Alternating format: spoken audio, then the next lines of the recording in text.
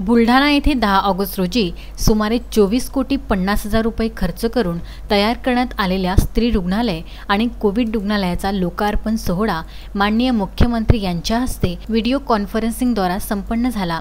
बुलढाणा येथे महाराष्ट्र शासनाच्या वतीने 21 कोटी तसेच सुमारे 4.5 कोटी रुपये टाटा ट्रस्टच्या संयुक्तपणे खर्च करून स्त्री रुग्णालय व रुग्णालय निर्माण करण्यात आले आहे।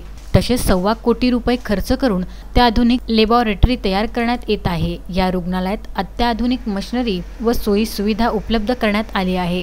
आज जिल्ह्याचे पालकमंत्री डॉक्टर राजेंद्र शिंगणे, आमदार संजय गायकवाड, जिल्हा शल्यचिकित्सक डॉक्टर प्रेमचंद पंडित, जिल्हा परिषद सीईओ तसेच डॉक्टर्स, नागरिक, राजकीय पुढारी, इलेक्ट्रॉनिक मीडिया, प्रिंट मीडियाचे पत्रकार तसेच मान्यवरांच्या प्रमुख उपस्थितीत हा लोकार्पण सोहळा संपन्न झाला। बुलढाणा येथील रुग्णालयात पालकमंत्री डॉक्टर राजेंद्र शिंगणे यांनी आपले विचार व्यक्त करताना सांगितले की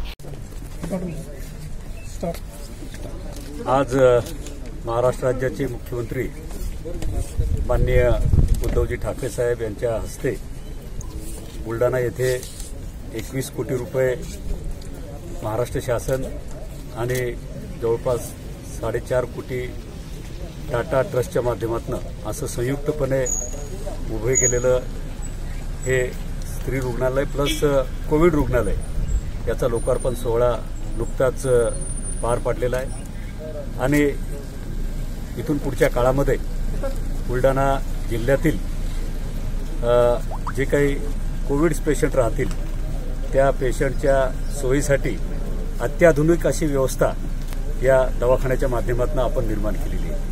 आज कोविडच्या संदर्भात ज्या ज्या काही गोष्टी लागतात मग टेस्टिंग असेल, इतर मेडिसिन असेल, इतर बाबी असतील, या सगळ्या बाबी मग त्याच्यामध्ये स्क्रीनिंग असेल, रेडिओलॉजी डिपार्टमेंट त्याच्यामध्ये असेल, इतर तपासणी अत्याधुनिक लॅबोरेटरी आपली त्याच्यामध्ये आहे।